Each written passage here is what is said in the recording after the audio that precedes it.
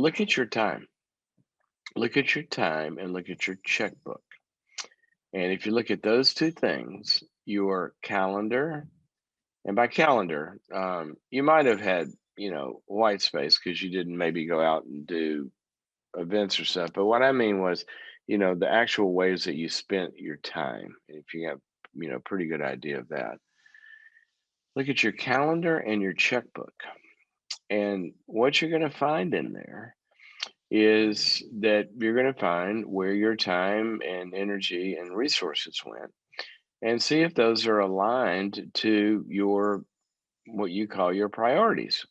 So if we say, family or a marriage or building your community or dating relationships or growth or learning a new language or, losing 50 pounds or getting in shape and getting a six pack or whatever it is, starting a business, advancing your career, then generally speaking, the people that are serious about that, you will see it in their calendar and their checkbook. On their calendar, there's workshops they attended, there's calls they had, there's appointment with a coach, there's whatever. There's stuff that has to do with that, and they also invested.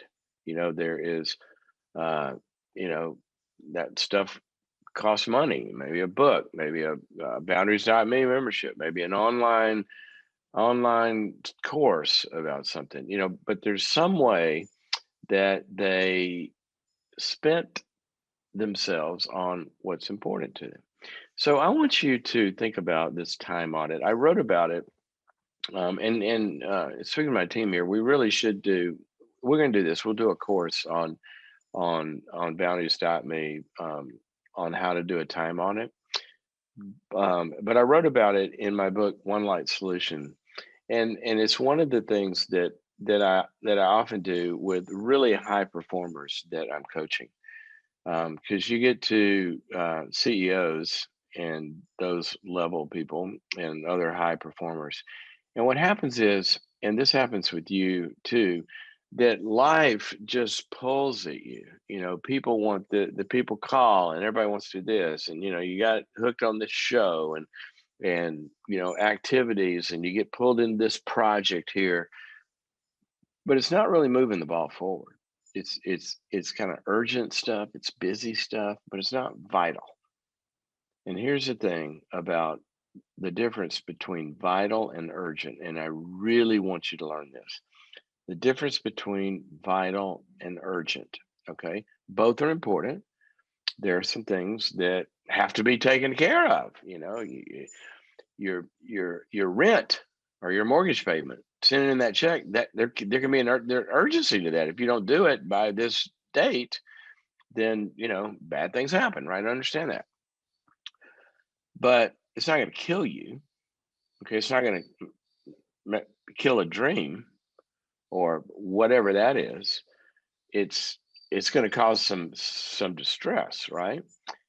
And when we're thinking about the things that are vital, what I mean is that something's not going to live if we're not putting, something into it. That's vital. All right. So if you got a New Year's resolution, you want to change your life, you want to change your marriage, you want to change something this year, it is vital. In other words, it will die. That dream will die without the focused attention that it needs. All right. Now here's what happens.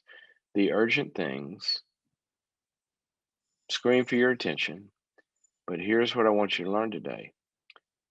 The vital things don't. They really don't, for the most part. I mean, if you have a heart attack, that's urgent and vital, right? But what about this? If you have high blood pressure, that'll kill you. That's vital. But it's not urgent until you have that stroke. Okay. Paying off that credit card debt is not urgent at all. You can make the minimum payment and be fine for another month, another month, another month, another month, another month, another month, another month, another month. It's not urgent. There is no urgency to it at all. But if you're ever going to have that money to do something that you care about other than paying some credit card company, then it's vital that you do the activities it's going to take to pay off that debt. Okay. You can avoid working on a relationship. You don't have to go have that difficult conversation. You don't have to go to counseling. Not urgent. We can avoid another day and just leave the house or, you know, pass out on the couch one more night or, just not pay attention. You know, Marriages do that all the time. Then one day there's a note. I can't take this anymore. Marriage is dead. Because see, it wasn't really vital any given moment that somebody do the things that are going to turn it around. Our health is like that. Our finances are like that. There's so many things in life that the vital activities are not urgent. We can put them off. So here's what the great performers do. We'll give you a phrase. One of the best companies I ever worked with, the CEO and the executive team and I did a entire several day offsite on this one sentence. How can we make the vital urgent? How can we make the vital urgent? In other words, the things that are most important, that are going to, whether we live or die, whether our profits live or die, whether our dreams live or die, how can we make that the most urgent thing that we do every day and every moment? Now, understanding there's some complexities in there. Okay. That's that's what I want you to think about. I had a friend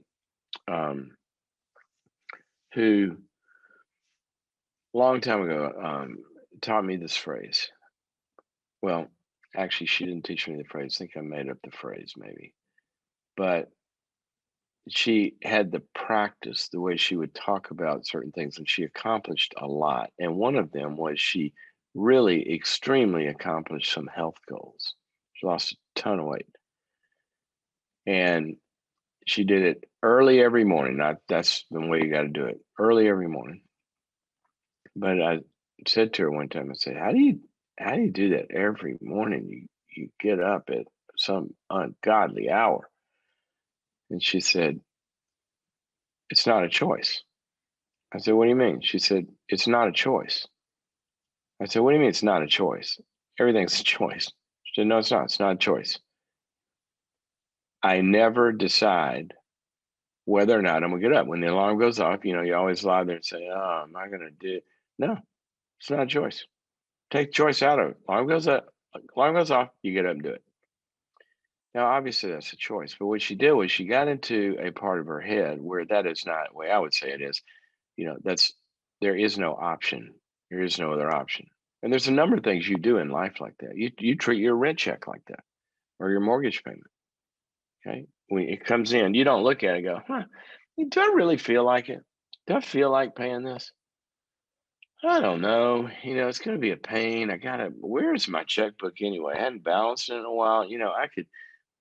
I could spend that money. No, you don't do that. You treat it as a non-choice. So here's what I want you to do, and I'll close with this.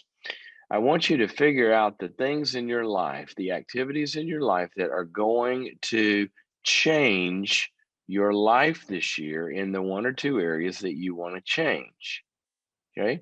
And then I want you to take those activities and put them in what I call the no choice category. The no choice category. Those choices are not a choice anymore. You've already made the choice. Okay. So when it's time to do those and you assign a time to them, you're doing it. It's not an option. It's like your rent check. You figure out those activities on those things and you begin to treat them that way, you're not going to believe what can happen because you're giving focused energy to something.